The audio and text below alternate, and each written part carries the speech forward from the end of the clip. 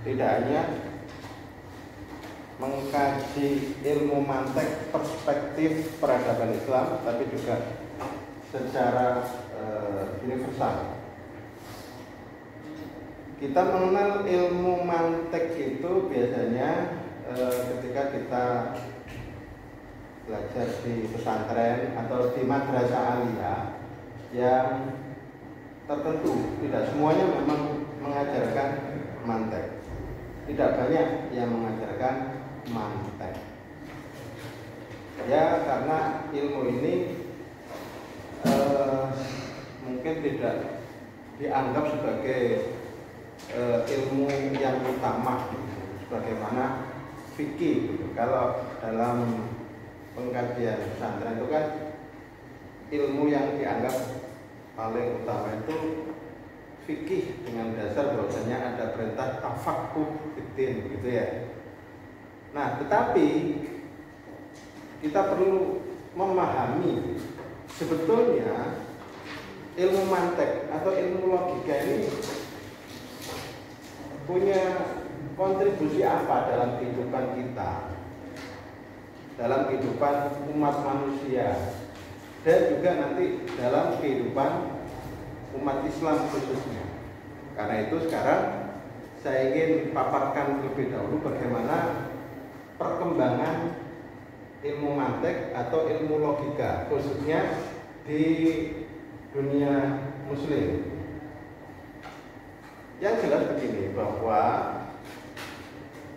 ilmu mantek yang kemudian kita kenal sebagai ilmu logika sebetulnya itu sudah berkembang, ya boleh jadi 300 sebelum Masehi, ya 300 tahun sebelum Masehi di Yunani. Jadi Yunani kita ketahui adalah masyarakat yang awal melek peradaban, dalam arti memiliki tradisi pengembangan berpikir, pengembangan ilmu pengetahuan, dan pengembangan filsafat. Dan yang disebut sebagai founding father-nya atau peletak batu pertama dari ilmu logika yaitu Aristoteles. Jadi Aristoteles itu dianggap sebagai bapak logika.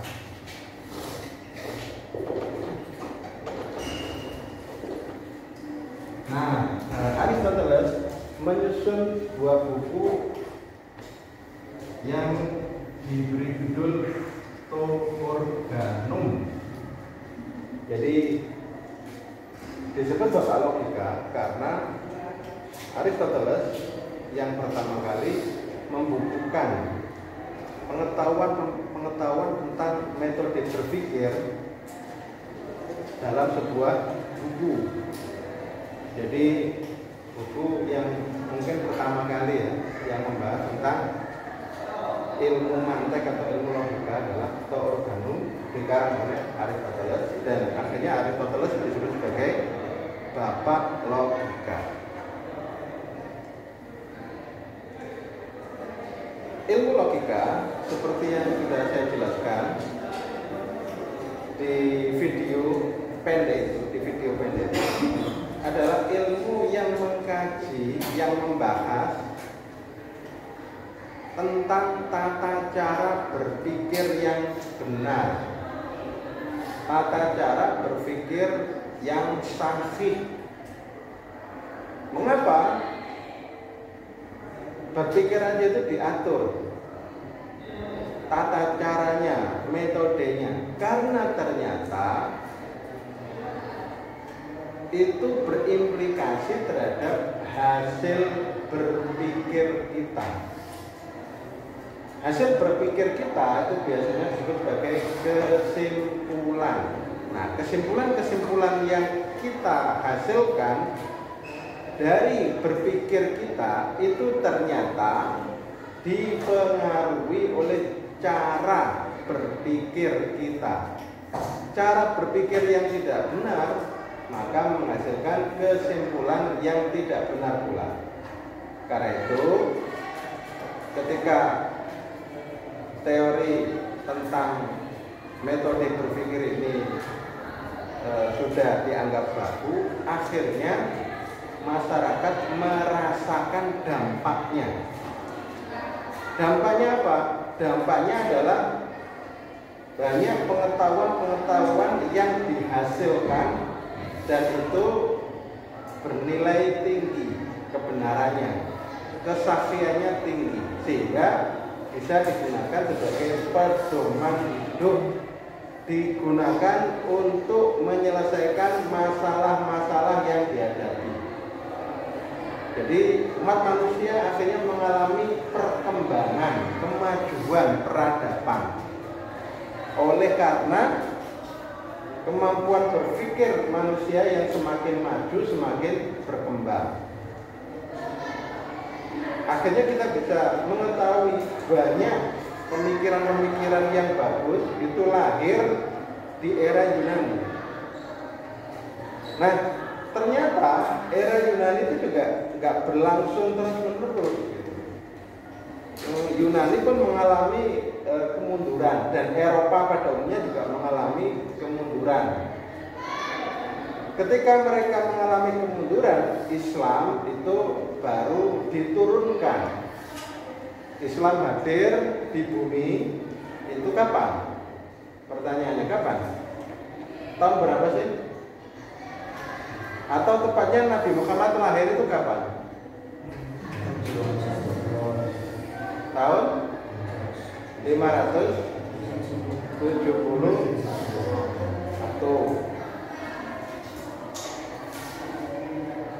Bulan apa? Rabiul Awal. Tahunnya tahun gajah gitu ya. Ada tahun gajah gitu. Ada peristiwa gajah-gajah tentara Abraham yang mau menghancurkan Ka'bah, sehingga pada tahun itu disebut sebagai tahun gajah. Tetapi tahun persisnya itu ya tentu sebelum Hijriah ya, karena Hijriah itu baru ditetapkan pada tahun berapa ya? Jadi Nabi hijrah itu baru dimulai tahun pertama Hijriah. Penetapan kalender Hijriah ya setelah itu jauh. Jadi mereka itu mundur, sahabat-sahabat itu mundur menetapkan tahun Hijriah. Jadi misalnya sekarang mau membuat kalender Hijriah itu baru kemudian dipikirkan kira-kira kita mulai tahun Hijriah itu kapan? Ya akhirnya dimulailah tahun ketika Nabi hijrah. Nah itu baru dimulai angka 1 tahun pertama Hijriah. Jadi kalau Nabi lahir nggak bisa diberi angka Hijriah kecuali dikasih sebelum Hijriah. Nah seringkali orang-orang yang punya ya udahlah ikut tahun gajah gitu aja. Tapi Masehinya adalah tahun 571. Nah, Eropa atau Yunani itu sudah mengalami kemunduran. Nah, umat Islam itu ternyata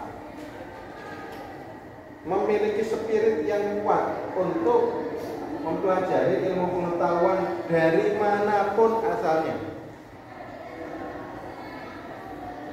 Al-Quran banyak menganjurkan kepada umat Islam untuk berpikir.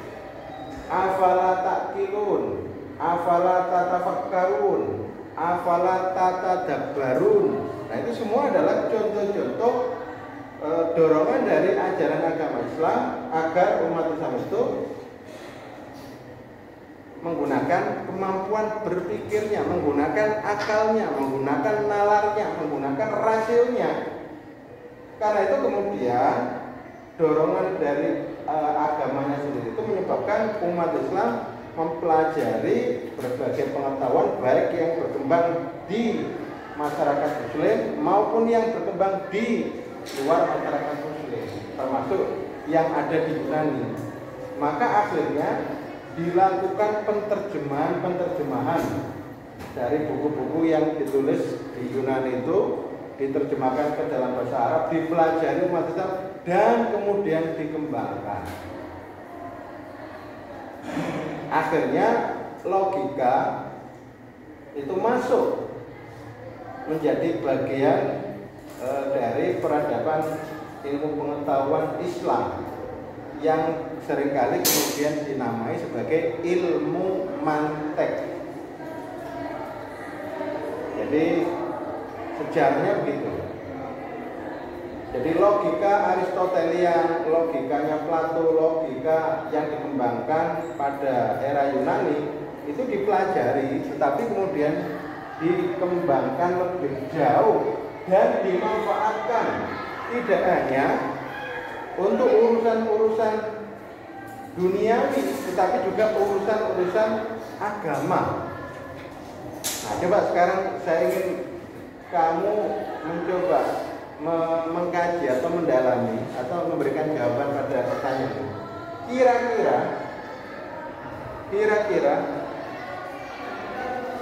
sumbangsih logika mantek dalam pengembangan ilmu-ilmu Islam itu seperti apa sih?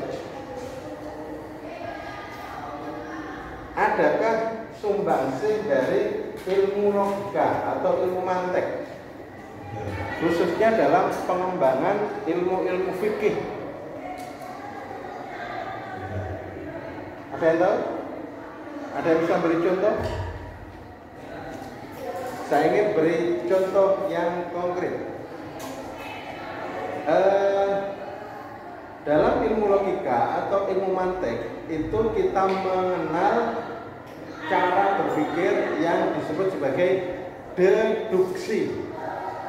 Deduksi itu seperti apa? Deduksi itu cara berpikir dari umum untuk menghasilkan kesimpulan yang bersifat khusus. Di dalam metode deduksi ini dikenal adanya premis mayor, terus kemudian premis minor, dan konklusi atau kesimpulan. Misalkan contohnya begini, semua manusia pasti mati. Mahmud adalah manusia. Jadi nggak ada namanya Mahmud. Kalau ada kan nggak enak saya sebut.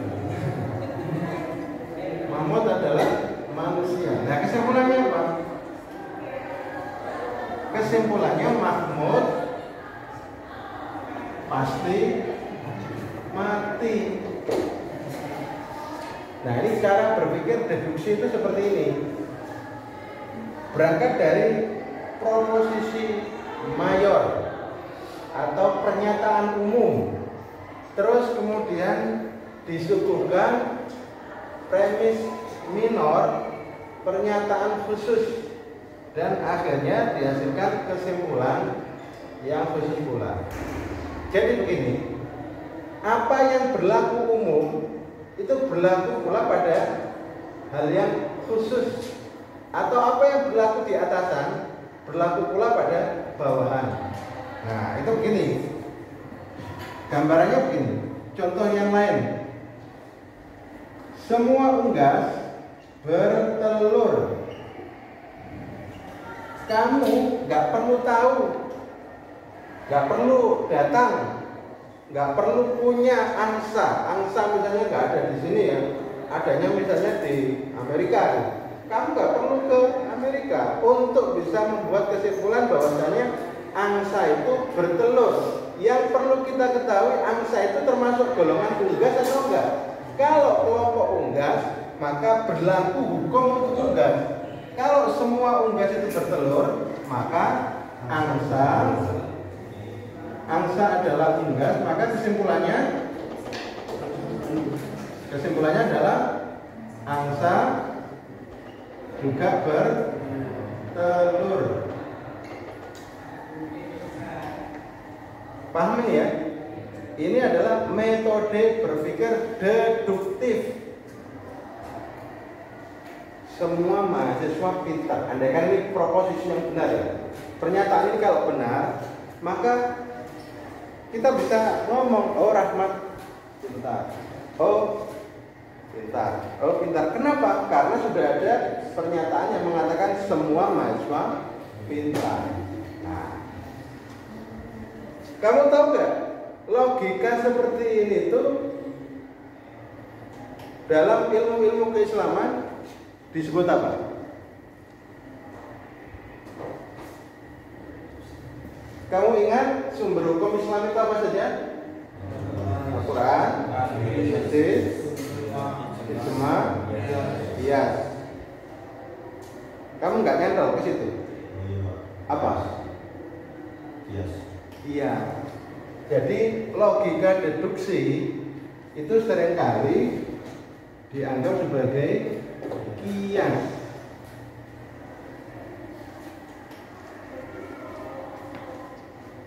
Nah, dikembangkan di ilmu mantek mungkin ada qiyas aulawi, ada qiyas macam-macam itu ya. Nah, secara umum kita sebetulnya menggunakan ilmu-ilmu logika ini untuk ya pengembangan kemajuan Islam termasuk di dalamnya adalah ilmu-ilmu keislaman, ilmu fikih.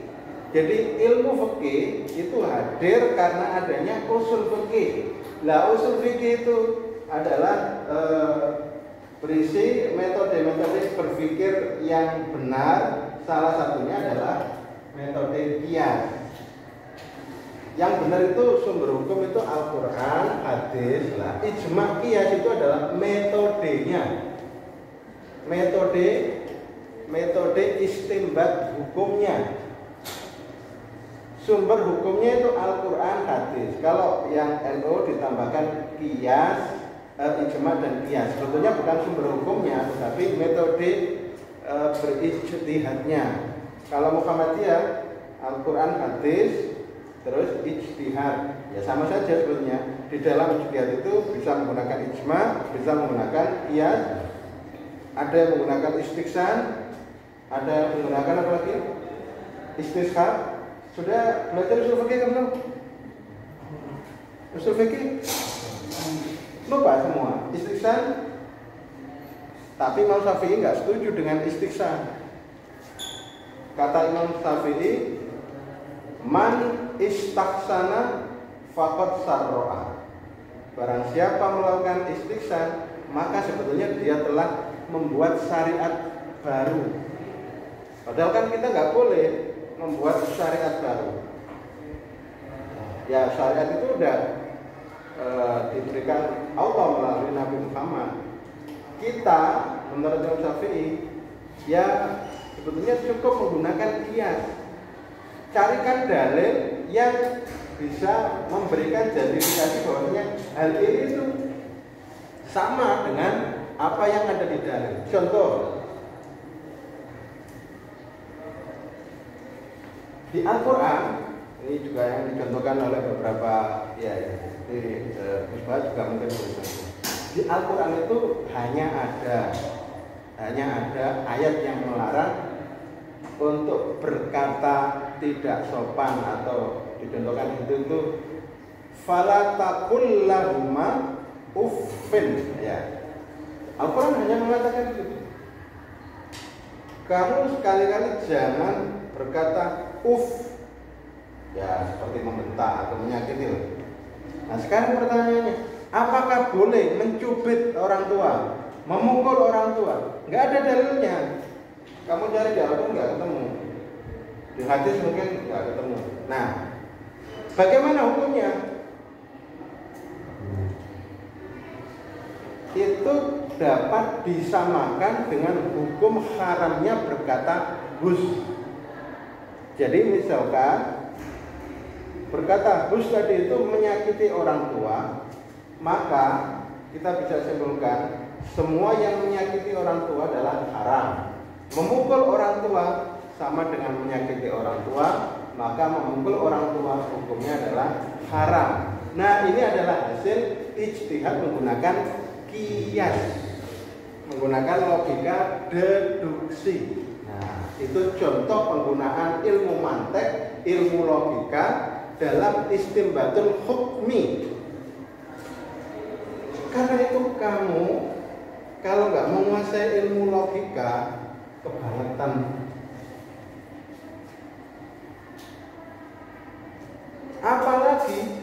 Apalagi nanti kalau misalnya kita ingin mengembangkan ilmu pengetahuan yang ya lebih maju lagi, lebih spektakuler lagi, apalagi dihadapkan pada tantangan yang luar biasa. Hal-hal baru sekarang kan banyak sekali. Nah itu kan nggak ada itu, ayat Al-Qurannya nggak ada, hadisnya nggak ada. Gimana itu? Maka kamu bisa menggunakan metode deduksi atau metode kias. Menurut Imam Syafi'i, kias itu sudah cukup, sudah bisa menjadi alat untuk menyelesaikan masalah semua hal yang belum ada teksnya. Ruang berijtihad itu adalah ketika tidak ada nas atau teks Al-Quran hadis yang membincang tentang masalah itu. Nah, tinggal kemudian masalah-masalah baru itu kemudian dilihat kesesuaian ilatnya misalnya dengan masalah-masalah yang sudah dibicarakan di Al-Quran maupun hadis. Kalau kemudian sama, bahkan kalau lebih tinggi lagi, itu bisa langsung dihukumi sama dengan yang ada di Al-Quran dan hadis. Ada pertanyaan?